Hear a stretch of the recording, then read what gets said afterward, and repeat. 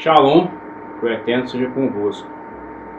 Vou dar seguimento à série que eu estou fazendo de vídeos, de quem decidiu, ou está querendo, ou está curioso em saber as origens da fé escritural, né? Esse vai ser o 11º vídeo dela, que era para ter soltado em dezembro. Então, no trabalho acabou que era para me ter feito esse vídeo, só que como eu sou editor de vídeo também, faço freelance, apareceu 3 produções para fazer de um evento gigantesco, de 2 videoclipes. Aí acabou que eu agarrei, ainda tem aquela série da Nova Era que eu estou fazendo, a parte 56, deu bastante trabalho, colhei aquele tanto de informação ali, fontes, né, bibliográficas, históricas, documentar, enfim, aquele vídeo foi bastante trabalhoso, mas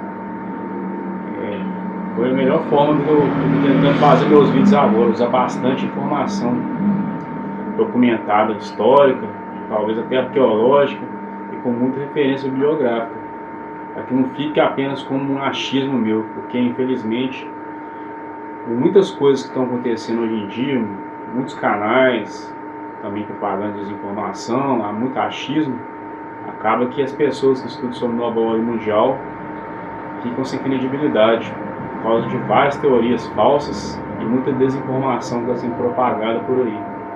Então, independente se o vídeo vai ficar grande ou não, eu faço vídeo, estou fazendo vídeos assim já faz um tempo, né?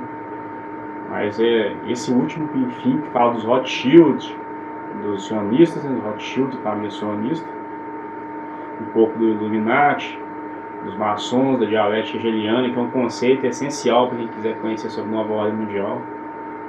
Foi falado, abordado esses temas com bastante, bem embasado na história.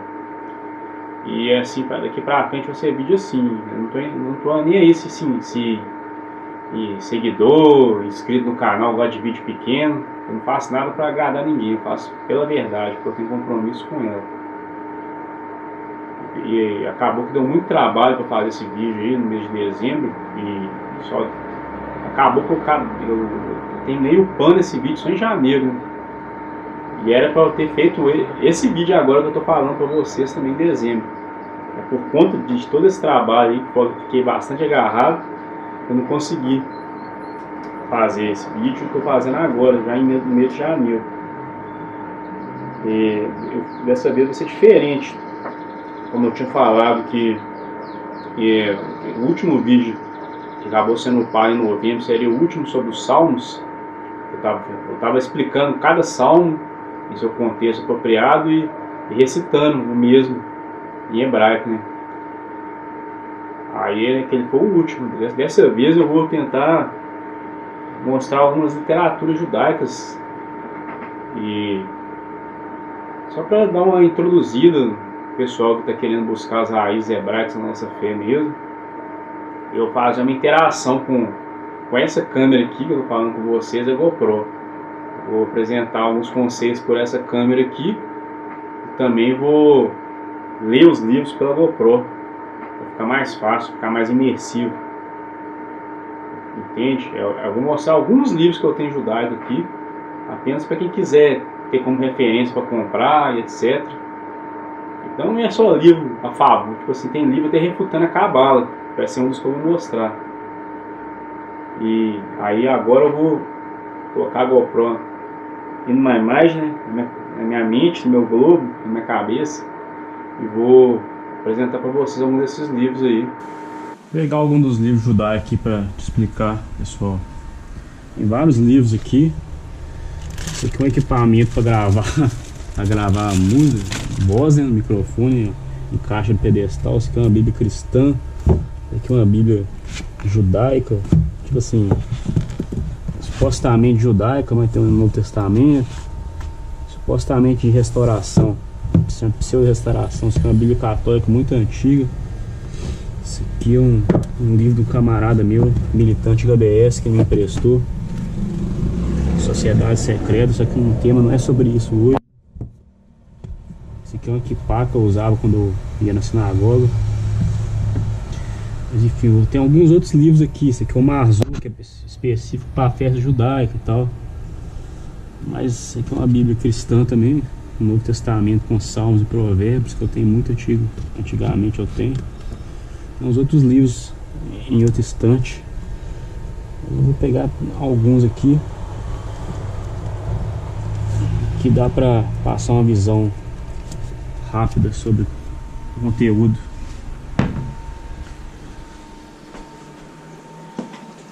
Esse aqui é uma série de biografias judaicas. Eu tenho esse no momento, eu tô com o do Rabbi Shlomo Yitzhak, que é o Rashi.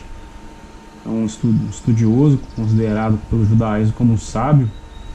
Essa série, Fontes de Sabedoria, mostra a biografia de vários sábios do judaísmo e tal. Talvez seja interessante, né, para quem é interessado em buscar conhecer a cultura judaica, né, e tal, mas aí conta a história dessa pessoa, do Rashi. Aí por aqui você vê que tem muita coisa do judaísmo rabínico que está equivocada pelos pensamentos desses sábios, né? Conhecendo a literatura e tal. Aí é basicamente isso aí, essa série Paródia de Sabedoria. Fala da biografia basicamente desses sábios. Tem de vários outros considerados sábios, né, do judaísmo, por exemplo Alter Rebbe, que é o cara do Rabad, que fundou a seita Rabad, né? Arizal, que era um cabalista, Baalei Hatosfot, da Idade Média, Beit Yosef, Ridá, que é o cara dessas, tem essa palavra aqui, esse dito aqui, né? Maaser Hashem, que eu não cheguei a conhecer, não cheguei a estudar sobre ele. Maharal, que era de Praga, né? Maharal de Praga tem uma lenda com um suposto golem que tem envolvido a história desse Maharal.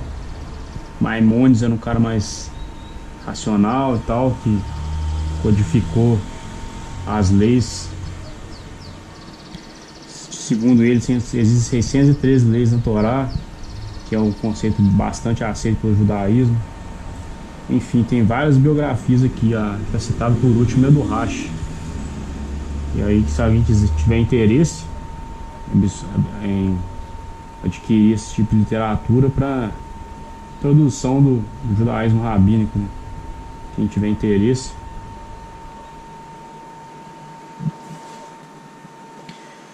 Esse livro aqui fala também uma espécie de biografia sobre o Gershon Scholem, que era um judeu erudito, bastante conhecido no mundo judaico e tal, erudito. Ele era professor dava aula na Universidade Hebraica sobre interpretação bíblica, e ele também era cabalista.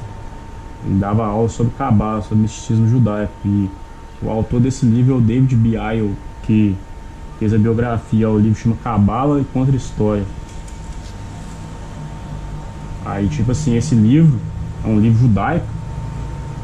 Eu usei bastante ele na minha série A Nova Era, Preparação para a Nova Ordem Mundial. Que nesse livro aí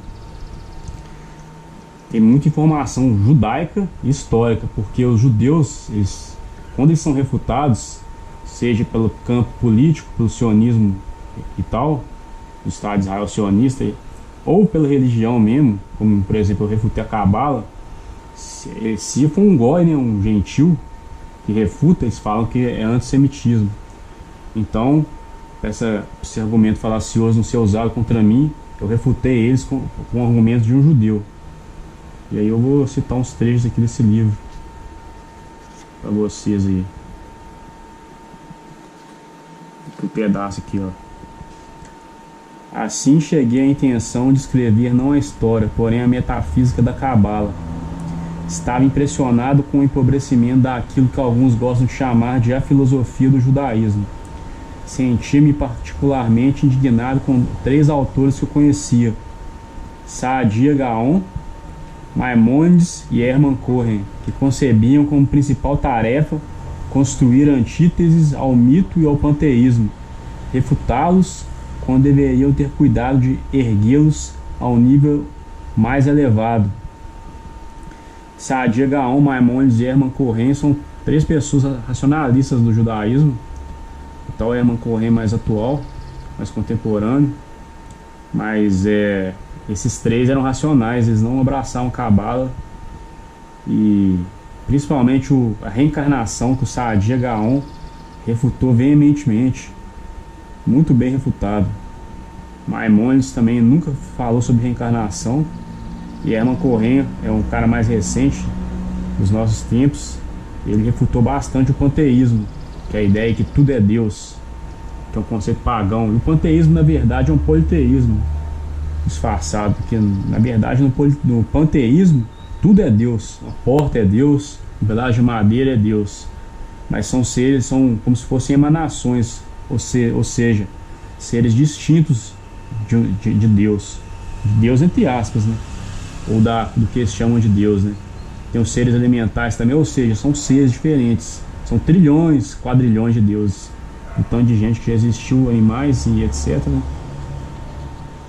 E aqui já tem outra marcação aqui, culminando em Hermann Cohen tentar suprimir a mensagem mais relevante, potencialmente herética da tradição. A Cabala havia conseguido alçar o mito e o panteísmo a um nível mais elevado, e assim salvar algo de seu valor. Tipo assim, o próprio judeu, erudito, professor de Cabala, dizendo literalmente que é potencialmente herética a tradição da Cabala. Eu acho que depois dessa aí, vindo de um judeu, não precisa de falar mais muita coisa, mas vou citar mais uma referência do livro aqui. Eu estou fazendo isso aqui só para vocês, caso queira, a nível de referência, buscar alguns conteúdos judaicos. Aqui, ó, uma outra citação aqui, ó. Tá marcado de caneta. O judaísmo é um movimento pluralista constituído por muitas forças contraditórias, entre as quais figuram o racionalismo e a mística. Como Scholem, que é o cara da biografia do livro, está sendo feito sobre ele, como Scholem, várias décadas mais tarde, Hurwitz via no sabataísmo herético um exemplo de um movimento judaico de vitalidade marcante. Só abrindo aspas aqui, falando que é uma verdade, o judaísmo moderno, não, eu falo do judaísmo em si, porque o eterno criador de todas as coisas não estabeleceu ismos nem religião, ele deu um padrão a ser seguido de justiça, moral, ético, que é a Torá. Está falando, o judaísmo é um movimento pluralista, constituído por muitas forças contraditórias, isso é verdade. É um ditado muito famoso dos judeus, chamado assim: onde há dois judeus, há sempre três opiniões. Eles acham o máximo esse conceito de verdade plural, sendo que nós sabemos que a verdade é uma só, não é mesmo? E aqui fala do sabataísmo, que é uma seita, e ele já fala que é herético, e ele assume que tem muitas forças contraditórias no judaísmo. O racionalismo é a mística. Racionalismo é as pessoas que interpreta a Bíblia de uma forma mais racional, sem muito misticismo, esoterismo. E os místicos já são os cabalistas. E aqui mais abaixo que ainda fala que existia a Haskalah, que é o iluminismo judaico. Na verdade, tinha muito iluminismo no meio dos judeus, iluminismo judaico. Olha aqui mais uma coisa interessante. Pois também propõe uma contra-história em que a elite esotérica dos cabalistas desempenharia um papel central. Lembra alguém? A elite oculta que pratica o ocultismo? Isso é um livro judaico, hein, gente? Mas enfim, fica a nível de sugestão aí, de referência, caso alguém queira adquirir, chama Cabala e Contra-História. Queria mostrar esse livro também especial, a nível de introdução. Todas as pessoas que se interessarem ao monoteísmo, né, a fé escritural, isso aqui é um padrão bom para quem quiser começar. Tem um conceito tal bíblico, que Noé não era judeu, ele teve como salvação, etc. Ele foi um instrumento de salvação do Criador na terra. E não só Noé, vários gentios também, antes de Yeshua nascer, os gentios sempre tiveram direito à salvação. Esse negócio que o gentio só teve salvação depois de Yeshua é uma falácia cristã e tal. A gente tem vários exemplos aí. Noé é um exemplo de uma espécie de Messias também e tal. Se for olhar pelo sentido de libertador, de instrumento de salvação da eterna, Noé também foi. Ele era um gentio e tal. Mas enfim, aí nesse livro aqui é um conceito judaico, que não é somente judaico, mas bíblico também, das leis de Noa. Noa é Noé e tal. Com Noa, voz de Noa, voz de Noé. Esse livro contém algumas orações que tem na Bíblia, voltada para quem é monoteísta, não judeu e tal. Eu vou falar um pouco dessas leis de Noa, que seriam 7 leis. Eu vou começar a ler aqui. Essas 7 leis, não é só apenas 7 leis que os gentios têm que cumprir. Essas 7 leis, delas vêm vários desdobramentos que contém nas escrituras, na Torá. Eu vou começar a ler aqui as 7 leis. Aqui, ó, os 7 mandamentos dos Bnei Noach. Bnei Noach é um termo que existe na Bíblia. Bnei Noach seria literalmente filhos de Noé, que seriam Sem, Cã e Afé, né? Jafé. Mas o conceito que eu vou falar aqui é um conceito, o nome em si é um conceito criado pelo judaísmo, mas é um conceito bíblico e tal, que eu vou mostrar também. Mas aqui é os 7 mandamentos dos Bnei Noach. Não adorar ídolos, ou seja, não praticar idolatria. Avodá zará. Não adorarei ninguém ou nada além do único Criador, que cuida das criaturas de nosso mundo, renovando o ato de criação a todo momento em infinita sabedoria, sendo vida para cada coisa. Nisso estão inclusos prece, estudo e meditação. Então, a meditação no sentido de refletir sobre as escrituras e tal. E nesse renovando o ato de criação é trazendo sempre trazendo um novo dia, etc. Não que tudo é criado novamente, igual é ensinado pela Cabala. O homem, a mais fraca das criaturas, está rodeado de forças de vida e morte, muito maiores do que ele mesmo. Confrontado com a imensidão dessas forças universais, o homem pode até tentar servi-las com o intuito de proteger a si próprio, ou de melhorar sua parte, ou seja, idolatria, seria no sentido de amuleto. A pessoa tem um amuleto, acha que um objeto vai proteger ela, ou até mesmo um ídolo, né? Uma imagem de pedra, de madeira, qualquer tipo de escultura vai trazer paz para essa pessoa, dar livramento, trazer vida para ela. Essas coisas, tá? Que é bem claro que é idolatria, né?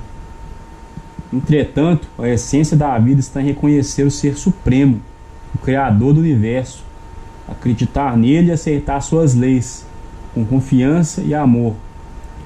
Devemos lembrar que ele está ciente de todas as nossas ações. É importante isso aqui, porque segundo algumas religiões é tudo pela graça e tal, premiando a bondade e punindo a maldade. Ou seja, o Eterno é justo, o Criador é justo. Quando a gente pratica atos positivos, ou seja, seus mandamentos, o Eterno vai nos abençoar e vai trazer luz para a nossa vida, porque é uma consequência. A pessoa não deve cumprir a vontade do Eterno pensando em algo em troca, mas por puro amor a ele e temor. Mas não o temor de ter medo, mas o temor de estar longe da presença dele, um temor que é um respeito mais profundo e tal. A pessoa deve fazer isso por amor ao Criador, por servir a ele, não por ter medo de ir para o inferno e tantas coisas que o sistema religioso ensina e tal.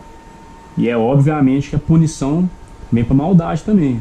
Nada passa batido diante de Deus, ele não toma ninguém por inocente. Continuando, dependemos do Eterno e devemos fidelidade somente a ele.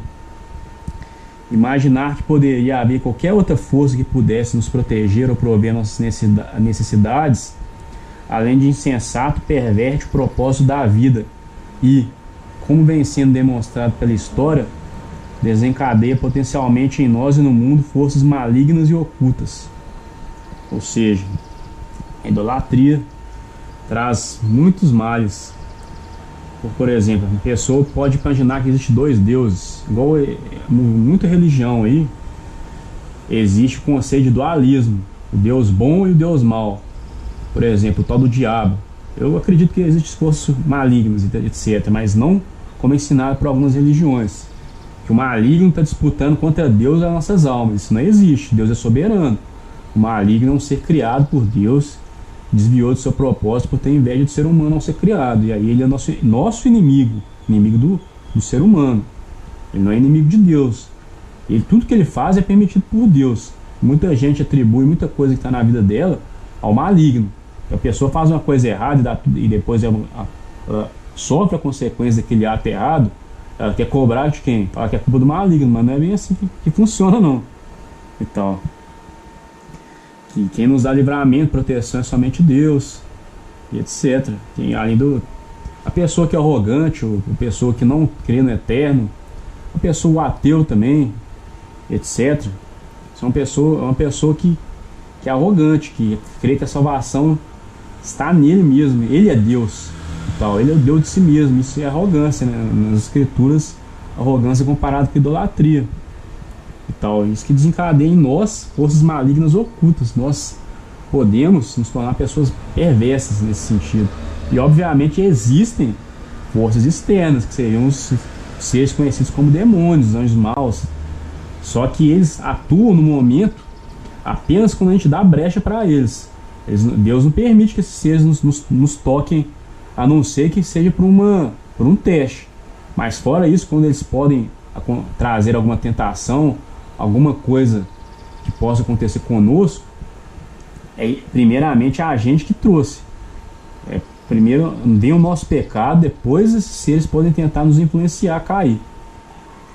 Mas enfim, é bem bacana esse livro aqui. Tem umas orações que eu gostaria de ler dele também, mais pra frente. Mas eu acho que eu vou explicar isso, as 7 leis de Noah, de uma forma mais bíblica. Tipo assim, não que não seja bíblico aqui, mas é por causa que tem muita gente que acredita que a Torá ela é pro gentil e pro judeu toda, mas não é bem assim não. E agora eu vou mudar para a câmera que eu vou explicar para vocês isso aí. Vou largar a GoPro um pouco aqui. Então, o que eu gostaria de dizer é que muita gente que está começando a caminhar nas religiões que buscam as origens, né, que seria o judaísmo, muita gente em judaísmo messiânico, por exemplo, nazareno, esse pessoal fala que a Torá é um padrão para todos, o mesmo padrão. Eles usam uma passagem de Êxodo, fala assim, e tem ela no decorrer da Torá também, em outras vezes, mas fala assim, uma mesma lei para o natural e para o estrangeiro que peregrinar entre vós. Assim, olhando literalmente, se conhecendo nada do hebraico, realmente é a mesma lei, a mesma Torá. Só que na realidade essa palavra que está para o estrangeiro é guerra. E aí eu quero mostrar para vocês que tem 3 palavras que são usadas para estrangeiro, que tem 3 conceitos diferentes.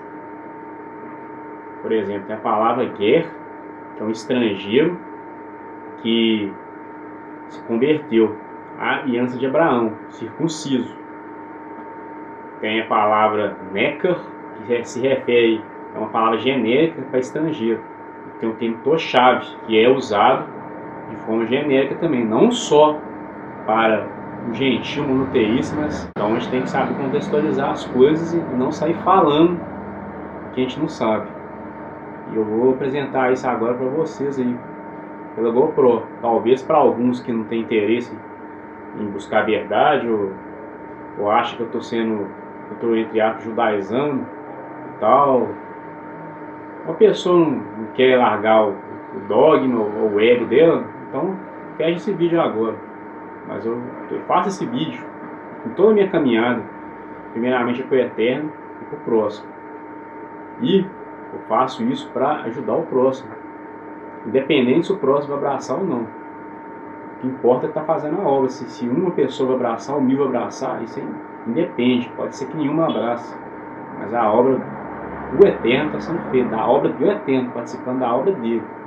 Isso que é um privilégio para mim, estar participando da obra do eterno. Então, é essa passagem que é Êxodo 12:48, só que eu estou numa Bíblia judaica. Eles colocaram aqui: se algum prosélito habitar contigo, que quiser fazer o pêssaro ao Eterno, todo macho deverá ser circuncidado. Então se chegará para celebrar, será como natural da terra, e nenhum incircunciso comerá dele. Falando de pêssaro. A lei será a mesma para o natural e o prosélito que peregrina entre vós. Enfim, nas Bíblias cristãs, essa passagem, Êxodo 12:48, essa passagem está escrito prosélito, está escrito prosélito porque é uma Bíblia judaica, eles já sabem do conceito. Prosélito é alguém que converteu a aliança de Abraão, que é circunciso, obviamente, pois aqui está falando que nenhum circunciso comerá dele. Então, você pode até abrir uma Bíblia cristã aqui, ó.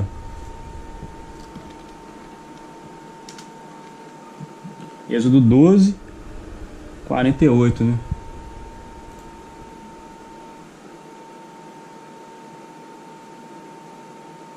Aí, ó. Se algum estrangeiro, a mesma lei para o natural e para o estrangeiro. Aí a parada fica ambígua mesmo. Ninguém vai pensar que qualquer um tem que cumprir a Torá mesmo, 100%. Só que não é isso. Até aqui está escrito. Nenhum incircunciso comerá dele. Já mostra que há uma diferenciação óbvia no conceito. E aqui na tradução, para provar que é guer que está escrito, ó. Aqui, ó, no hebraico aqui, ó, Eki, Agu, Utseka, Guer, que é a palavra guer, estrangeiro. Agora eu vou mostrar a diferenciação da palavra estrangeiro. A palavra guer, ó, a palavra guer, que é o estrangeiro que se circuncida. Apesar que ela também parece ter a palavra ser genérica lá. Gênesis 15:13. Seus descendentes foram estranhos nessa terra, nessa ilha. Eu sou descendente peregrino, Among, nessa terra, pelo que parece. Mas aqui, ó, a palavra guer, ela encaixa para quem é convertido, que é o Êxodo 12:48-49. Então, que essa passagem que está falando guer, por exemplo, que eu acabei de ler aqui, ó, Êxodo 12:48-49, se algum prosélito habitar contigo, e no final da passagem fala: nenhum incircunciso comerá, no sentido de que a mesma lei, está falando a mesma lei para o natural e para o estrangeiro. Esse estrangeiro é a palavra guer que está sendo usada aqui e tal. Não é a mesma lei para o guerra. Esse guerra, esse estrangeiro, ele vai cumprir a mesma lei que o natural, ou seja, o Yehudim, o israelita, o judeu, ele vai cumprir a mesma lei. O guerra, por que ele vai cumprir a mesma lei? Porque ele é como natural agora, ele fez circuncisão, ele está na aliança de Abraão e tal. Aí tem essa ideia, ó, a palavra guer, ela, desde essa passagem que esse pessoal usa para falar que todo mundo tem que cumprir, a palavra dela é guer, que é essa pessoa aí que acabou de fazer a circuncisão, tem circuncisão na carne, no prepúcio. Então, não sei, essa mesma lei, a Torá de forma plena, toda a Torá deve ser cumprida apenas pelo israelita. E fique claro isso. Isso é a palavra guerra. E para provar que tem gentios, né, que peregrinavam entre o povo, gentios não idólatras, gentios monoteístas, eu vou mostrar umas outras passagens aqui, ó. Levítico 25:35. Quando o teu irmão empobrecer e encostar sua mão sobre ti, deterá a sua decaída, mesmo se ele é peregrino ou estrangeiro, morador da terra, e viverá contigo. Êxodo 25:35. Agora a gente tem que ir para o hebraico para entender isso. 25:35. Quando teu irmão empobrecer e cair sobre ti, tá aqui, encostar sua mão e cair, deterá a sua caída, ó, ajudar, ó. como se ele fosse um estrangeiro, que também é traduzido como estrangeiro, que nas Bíblias cristãs. Mas que palavra que está aqui? Guerra. A palavra guerra, ou seja, independente se ele é um estrangeiro, como está aqui, guerra, geralmente é traduzido como estrangeiro. Nessa Bíblia judaica já está assim, ó, peregrino ou toshav, guerra, toshav, um guer, um convertido à aliança de Abraão, ou um toshav, que é um gentil monoteísta.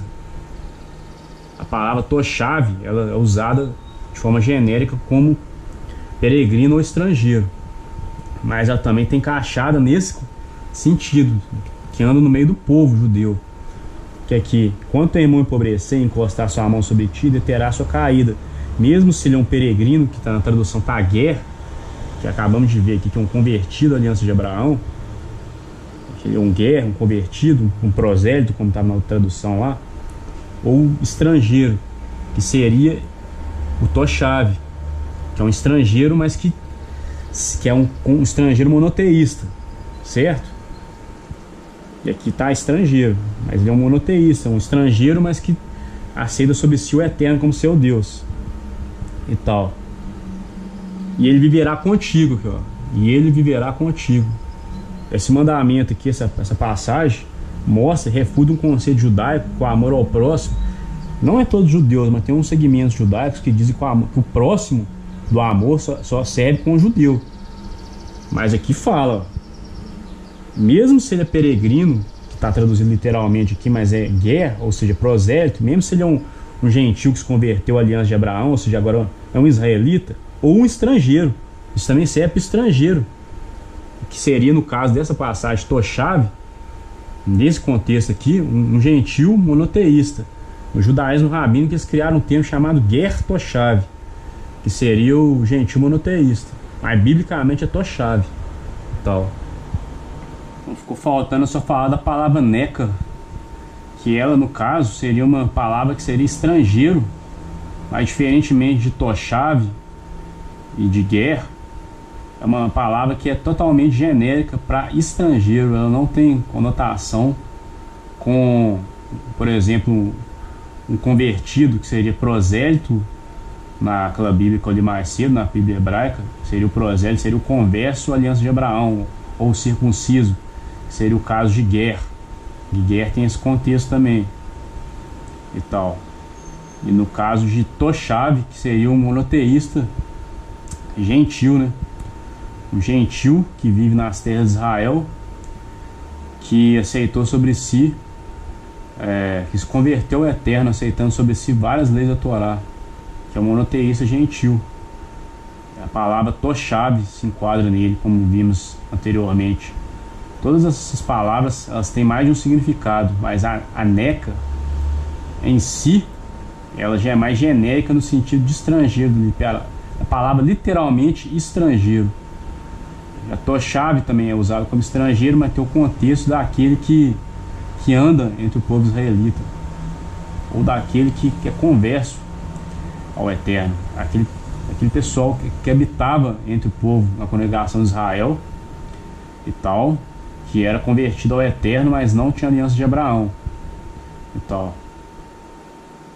E a palavra ger, que é o convertido à aliança de Abraão, o gentil que agora se tornou israelita, um prosélito se convertendo à aliança de Abraão, a palavra ger e tal. E todo esse povo andava no meio da congregação ou assembleia de Israel na época.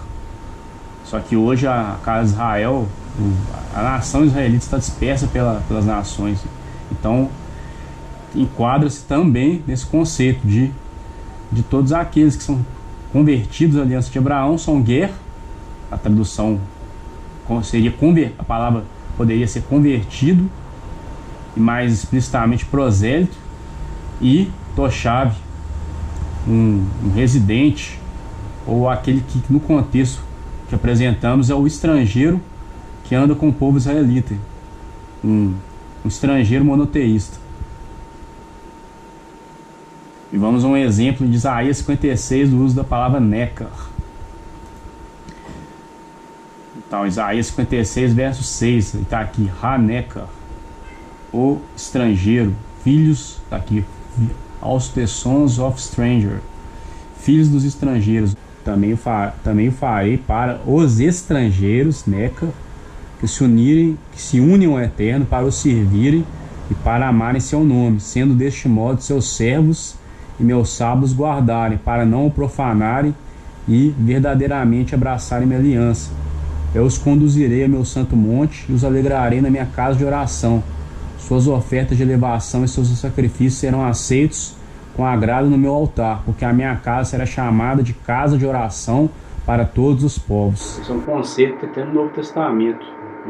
Na época da comunidade Yeshua, conhecida ou como caminho ou como os nazarenos, isso já acontecia, isso foi ensinado por Tiago. Estava falando dos gentios que estavam passando a se unir aos israelitas nazarenos. Isso é um exemplo, né? Que fica de fácil entendimento. No meio dos gentios existia tanto os prosélitos que tinham feito a circuncisão, que tinham feito a circuncisão que seria converter a aliança de Abraão, tanto os gentios monoteístas que tinham se convertido ao Eterno e tal, ou por meio do conhecimento das coisas do Eterno, até por meio do testemunho de Yeshua mesmo. Ele foi luz para as nações também. Esse pessoal desconhecia bastante das Escrituras, necessitava da orientação, né, para aprender o caminho do Eterno, etc. E muitos deles que procuravam os discípulos de Yeshua, os nazarenos, eles davam orientações acerca disso para eles. Então essas pessoas que estavam se convertendo, para que elas pudessem começar a caminhar com o Criador, foi colocado um princípio mínimo de leis para eles seguirem, de instruções que estão na Torá. Aí tem essa referência em Atos 15 e 20. Por causa disso, meu conselho é que não perturbemos aqueles dentre as nações que estão se convertendo ao Eterno, mas que lhe escrevamos que se abstenham das contaminações dos ídolos, da fornicação, das coisas sufocadas e do sangue. Ou seja, os gentios, agora monoteístas, convertidos ao Eterno, tinham que seguir alguns mandamentos da Torá, que seria abandonar a idolatria. Se eu vou ler aqui, só um desdobramento, uma passagem para exemplificar. Êxodo 20, verso do 1 ao 3. Deus falou todas as palavras dizendo: eu sou eterno, teu Deus, que te tirei da terra do Egito, da casa dos escravos. Não terás outros deuses diante de mim. Deveriam abster-se de toda e qualquer promiscuidade sexual. Vou olhar aqui em Levítico, tem uma referência aqui. Então, se referindo a leis de promiscuidade sexual, a gente encontra em Levítico 18 várias leis. Levítico 18, 6 ao 23. E esses preceitos incluem o lance de incesto, homossexualismo, também tem o lance de zoofilia, né? De bestialidade, que é abominável também para o Eterno, e outras coisas de atos sexuais ilícitos aqui também. Aí tem, se a gente quiser procurar, tem mais. Acho que Deuteronômio 22 tem outro exemplo aqui que eu achei. Aí essas leis de Deuteronômio 22, que seriam do 20, versículo 20 ao 29, fala sobre o lance de adultério, né? Adultério é uma moça virgem que foi desposada e o cidadão abandonar ela. Sobre o ato sexual ilícito, que o sexo é marido e mulher, né? Não tem outro. Ficar transando com o homem, transar com outras mulheres e vice-versa, né? Aí tá, só para exemplificar e que caso alguém queira procurar, essa referência está em Deuteronômio 22, do verso 20 ao 29. Estamos fazendo o vídeo aqui, eu só antecipando já. Mas enfim, também fala desse sufocado, significa não beber sangue de um animal ou comer o animal com sangue enquanto ele estiver vivo. A carne sufocada se enquadra nesse conceito aí. Beber sangue de um animal enquanto ele estiver vivo, que tem relação com idolatria também, que nas religiões pagãs isso é feito. E E o lance do sangue seria o homicídio, que tem em Gênesis 9, que até foi dado a Noa, né, Noé. Só achar a passagem aqui.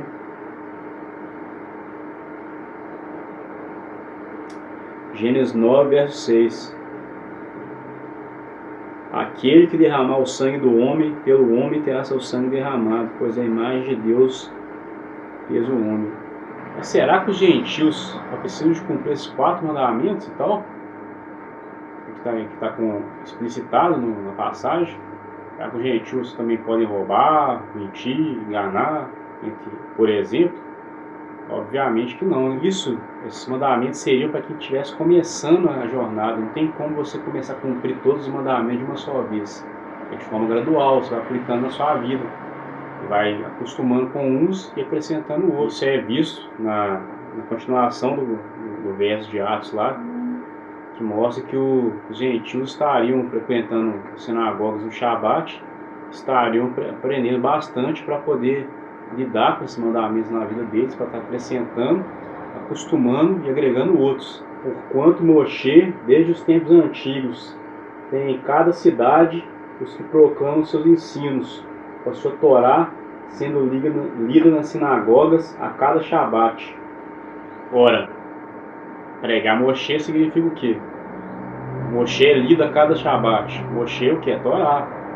A lei, a Torá foi dada a Moisés. Daí, a gente pode concluir que os gentios estariam congregando junto com os israelitas, estariam ainda em cada Shabat na sinagoga, estariam aprendendo e agregando mais conhecimento para poder cumprir os mandamentos de sua vida e agregar cada vez mais, se aproximar cada vez mais do Eterno. A Torá são muitas leis. Uma pessoa que veio de uma religião pagã, por exemplo, primeiro ela teria que livrar do paganismo, para depois ir agregando um mandamento ou outro. Não tem como a pessoa da noite para o dia abraçar toda uma visão, a prática que ela viveu a vida inteira praticando.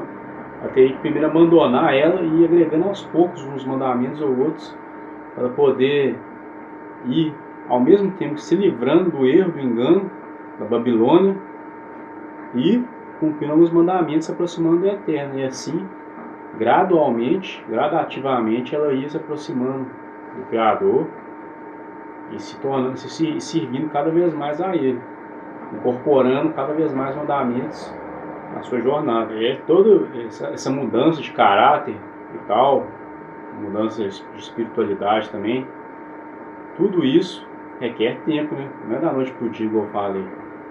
E por isso, os emissários de Yeshua e tal, os conhecidos como apóstolos, eles colocaram esse padrão mínimo de instruções para a pessoa seguir, porque era esperado dessas pessoas que com o tempo elas poderiam aprender mais os mandamentos da Torá, assim, e agregando devagar, né, gradativo, até o ponto de elas conhecerem a totalidade da Torá. Então, no judaísmo rabínico, igual eu estava falando, esse conceito é chamado de lei de Noa, lei de Noé. São 7 leis que devem ser cumpridas por todas as pessoas do mundo que queiram servir ao Eterno, que é o que eu estava falando mais cedo aí. Até o livro que eu li se refere a isso aí, por causa que Deus fez uma aliança com Noé, que nunca mais iria aniquilar o mundo com água, né? E mostra que Noé era um cara muito elevado para Deus, tanto é que foi um instrumento de salvação para a humanidade naquele período ali. E vários desses mandamentos das leis de Noé estão incutidos em Gênesis até o verso 9, até o Gênesis capítulo 9. E igual eu estava mostrando que aquelas palavras lá que eu li, por exemplo, ger, é uma palavra que só não conhece no hebraico, na cultura judaica, vai pensar que o estrangeiro tinha que cumprir tudo. Mas não é bem assim. Tanto é que na própria Bíblia fala que o incircunciso não vai comer. Então não tem lógica todo mundo comer. Então não é a mesma lei. Só daí já começa. Já dá para ver que é a mesma Torá, obviamente, mas as obrigações são diferentes. Então tem isso no Talmud, na referência Sanhedrin 65a. E deixa eu abrir um arquivo aqui que fala.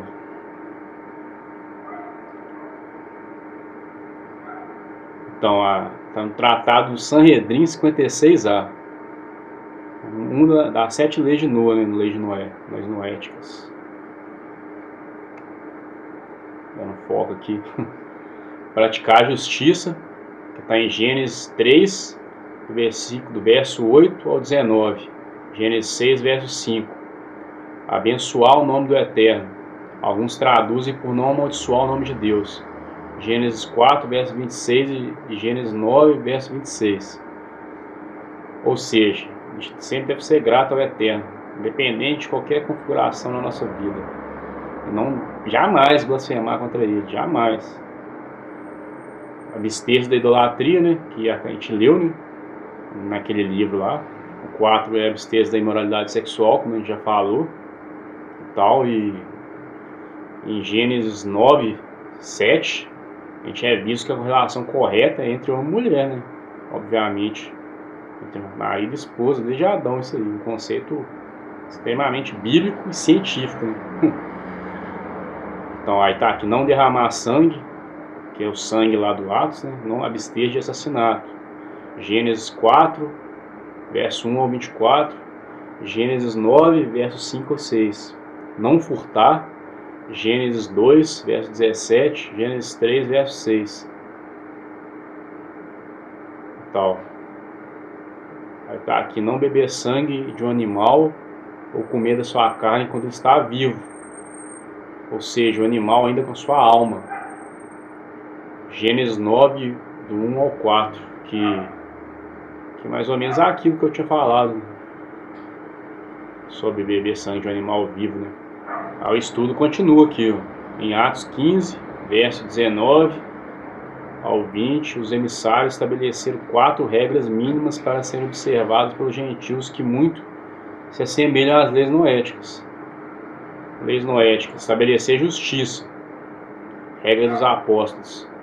Apesar dessa regra não constar expressamente em Atos, é óbvio que era de se esperar que os gentios convertidos se tornassem pessoas justas, é o mínimo. Lei de Noé, abençoar ou não amaldiçoar o Eterno. Regras dos emissários, apóstolos. Já que os gentios se converteram a Deus, não iriam amaldiçoar o mesmo, né? Uma pessoa que serve a Deus não vai blasfemar dele. Lei de Noé, contra a idolatria. Regra dos apóstolos, que se abstenham dos ídolos. Atos 15 e 20. Lei de Noé, contra a imoralidade sexual. Os xilixim dos apóstolos, que se abstenham da prostituição. Atos 15 e 20. Lei de Noé, não assassinar. Aí no Atos dos Apóstolos seria o sangue, né? E tal, que eu citei mais cedo. Aí tá aqui, não, da lei de Noé, né? Não furtar. Regra dos apóstolos, não consta porque os apóstolos pensavam que as pessoas convertidas jamais iriam roubar. Lei de Noé, abster-se do sangue e da carne do animal quando estiver vivo, que é aquele conceito, que se abstenham do que é sufocado do sangue. Enfim, só que aí tem um problema, porque o judaísmo rabínico, principalmente pela seita chamada Rabad, fala que os gentios só precisam cumprir essas leis noéticas, mais nada, essas 7 leis. Tem os outros movimentos que falam que essas 7 leis, delas vem vários desdobramentos, que é correto, beleza, igual os 10 mandamentos da Torá, né? Eles são tipo assim, a Torá está focada neles, eles são resumo da Torá. Deles tem vários desdobramentos, igual amar ao Eterno sobre todas as coisas e amar ao próximo. Toda a Torá se resume nisso. Não que tem que fazer isso, está livre de tudo, mas são resumo. Vários mandamentos são relativos em amor ao Eterno, ao serviço ao Eterno, e vários mandamentos são em relação ao próximo, em amor ao próximo, em servir ao próximo, em tratar bem, socializar, na vida social. Não fode isso não. Não é que tem que cumprir só esses dois, igual é ensinado de forma equivocada, que está tudo anulado e só esses dois. E tal. É tipo uma espécie de resumo. Uma forma de Yeshua um rabino, e ele passava suas halahot, né? suas leis. E ele passava ensinamento sobre elas. E tal. Halahá é uma forma de cumprir o mandamento da Torá. Tal. São leis que mostram como cumprir a Torá. Ele estava só dando uma explicação mais profunda sobre a Torá.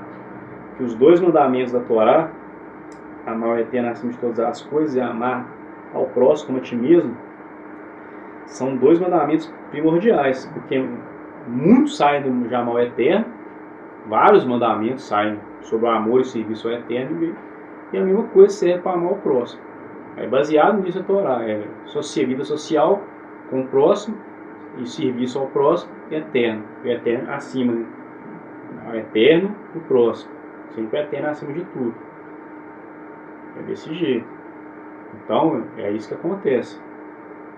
Aí o judaísmo rabínico ensina que só pode cumprir isso aí, mas está errado. Isso é totalmente antibíblico. Deus fala, até no próprio Novo Testamento, a pessoa sabe fazer o bem e não faz, ela peca.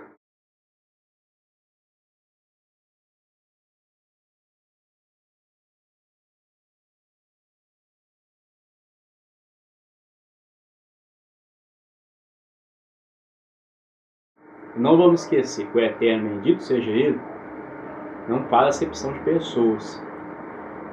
Apenas pelo fato que Ele escolheu os israelitas como povo, como uma nação sacerdotal, a obrigação deles é apenas diferente da nossa. Por isso que tem leis que são só para eles, em questão de serviço ao Eterno. Como, por exemplo, a festa de Pêssar, conhecida como Páscoa judaica, é só para eles. Está escrito, se circunciso não comerá. E ponto final. Ninguém tem que insistir, porque é uma coisa relacionada ao serviço ao Eterno. E eles são a nação sacerdotal. Ponto final. Eu até vou ler de novo uma passagem que está explícito que não é tudo que é para os gentios. Por exemplo, o trabalho do sacerdote. Sacerdote, levita, é só para israelita. Não tem como um gentil querer fazer isso. Fazer coisa que é só para os israelitas. Entende? Uma coisa que é para eles. Os Bnei Israel. Os Bnei Israel são eles. E o levita é da tribo de Levi, que vem de Israel. Então não tem como. Sacerdócio, essas coisas, muitas das coisas das escrituras da Torá que eu falo, é acessível para o gentil, mas não todas. Eu vou ler novamente essa passagem aqui. Porém, se algum estrangeiro se hospedar contigo e quiser celebrar a Páscoa ao Eterno, que seja ele circuncidar todo homem, e então chegará a celebrá-la, e será como natural da terra. Mas nenhum incircunciso se comerá dela, da Páscoa ao Eterno. E essa palavra estrangeiro, como já vimos, é ger. Esse ger é o convertido, e ainda fala que vai ser circuncidado. O incircunciso está falando do gentil monoteísta que anda no meio do povo, mas não se converteu à aliança de Abraão. Ele é circunciso na carne, no prepúcio. Ele é circunciso no coração. Ele é servo do Eterno. Mas na carne não é da aliança de Abraão. Tem que saber separar as coisas. Esses gentios que se converteram a Deus, se tornaram monoteístas, mas não circuncidaram na carne, eles, por esse fato, não têm todas as obrigações que os israelitas têm, por fato de ser nação sacerdotal. Isso não muda em nada a salvação desses gentios, são apenas padrões diferentes. Mas isso não significa que eles não podem e não devem cumprir todos os mandamentos que são acessíveis a eles. Isso se eles tiverem desejo, tiverem intenção de cumprir. Mas os mandamentos mínimos que os discípulos de Yeshua estabeleceram é um padrão mínimo. A pessoa que quer servir a Deus sendo idólatra, ajuda aí, né? A pessoa que quer servir a Deus sendo promíscua também, roubando, matando, então não tem que ficar falando muito. A gente tem que lembrar que Deus não faz acepção de pessoas, é apenas padrões diferentes. Vou até citar umas passagens que está na Bíblia aqui, do Novo Testamento. Eu leio uma Bíblia de restauração aqui, mas o Novo Testamento é bem confuso. Então eu como todo mundo que acompanha essa página sabe que eu tenho o Novo Testamento como livro sagrado, né? Mas eu também não descarto ele, igual eu falo de judeus, porque não há parcialidade para com o Eterno. Em outras traduções, que o Eterno porque para com o Eterno não há acepção de pessoas. Aí tem Atos também. Então Kefa abriu a boca e disse, Kefa é Pedro, em Emete, em verdade, percebi que Deus não faz acepção de pessoas. Na Bíblia está o nome do Eterno, aqui no Novo Testamento, como está em grego, está Kyrios, Senhor. Não é igual no Tanakh, que é o nome do Eterno explícito. Então o Eterno não faz acepção de pessoas. Ele estabeleceu padrão para os israelitas específicos, mas que a maioria esmagadora de nós, gentios, monoteístas, podemos cumprir de boa, tranquilamente. Não tem problema. Para uma melhor qualidade de vida nossa mesmo. As leis éticas, de caráter moral, as leis alimentares mesmo, o Eterno proibiu aquilo ali, por questão que não é bom para a nossa saúde. O Eterno sabe do nosso bem. Aí 56 mesmo, o Eterno fala, usa até a palavra genérica estrangeiro, neca, para falar dos estrangeiros em geral, que se esses estrangeiros abraçassem a sua aliança, e o Eterno daria um lugar e um nome melhor para eles do que para os próprios filhos e filhas. A grande maioria dos mandamentos que são só para os israelitas, que não são muitos, se refere ao fato por causa que o Criador colocou eles como nação sacerdotal. Vou tentar ler uma referência aqui agora. E vós sereis para mim um reino de sacerdotes e um povo santo. Essas são as palavras que falarás aos filhos de Israel. Êxodo 19, verso 6. Por esse motivo é que alguns mandamentos são específicos para eles, por causa desse fato, eles serem nação sacerdotal e tal. Isso não faz deles um povo melhor, apenas com focos, missões diferentes do que nós. Jamais vai ser fazer acepção de pessoas, isso é apenas constituir cada qual com a sua missão na terra. Isso é a oliveira que o Eterno plantou, e tal, constituída de gentios e israelitas. Israelitas convertidos circuncidados, né, tanto no coração quanto na carne, e os monoteístas gentios circuncidados no coração. O gentio, ele não vai perder a salvação jamais se não se circuncidar, de forma alguma. Mas ele deve seguir pelo menos esse padrão mínimo de leis aí, que a gente conversou nesse vídeo. Um exemplo foi o próprio Noé, que o judaísmo rabínico colocou como lei de Noé, porque ele foi um instrumento de salvação do Eterno na terra. Ele foi o único chamado de tzadik, de justo na Torá, o único. Nem Moisés, Abraão, esse pessoal todo foi. Ele não era judeu, ele era um gentil. Para a gente agradar o Eterno, a gente tem que fazer a vontade dele. E aonde que está a vontade dele? Na Torá, que significa instrução. A tradução correta de Torá é instrução. É a instrução do Eterno para toda a humanidade. Não existem dúvidas que nós, gentios, temos que cumprir a vontade do Criador. Essa vontade dele está na Torá. A gente tem um padrão mínimo para seguir para agradar o Eterno. Um padrão mínimo. Como você quer agradar o Eterno sendo uma pessoa promíscua, uma pessoa mentirosa, uma pessoa que adora uma trindade, uma pessoa que adora um Deus bom, mas tipo assim, acredita que existe um Deus bom, mas acredita que existe um Deus mau que luta com ele, com Deus Criador, para ter sua alma. Isso é idolatria, meu amigo. Entende? A gente tem que adorar o Eterno, o Criador do Universo, de todas as coisas. Ele é o único Deus que existe. Ele é o Criador. E agora, já está na parte da noite, vou buscar terminar esse vídeo com a oração daquele livro que eu comecei a ler e acabei que decidi fazer um vídeo mais profundo sobre esse conceito, que com a ajuda do Eterno possa clarear, iluminar a mente de muitos, principalmente a alma, possa acender a alma de todos vocês. Então, pessoal,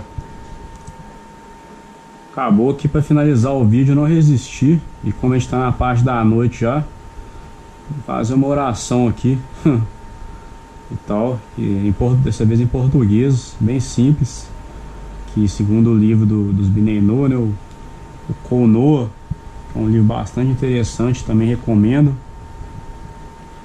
Se quiser, já é um salmo voltado para todas as nações.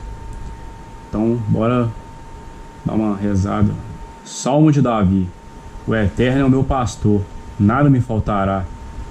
Deitar-me faz em verdes campos, guia-me mansamente a águas tranquilas, refrigera minha alma, guia-me pelas veredas da justiça, por amor do seu nome.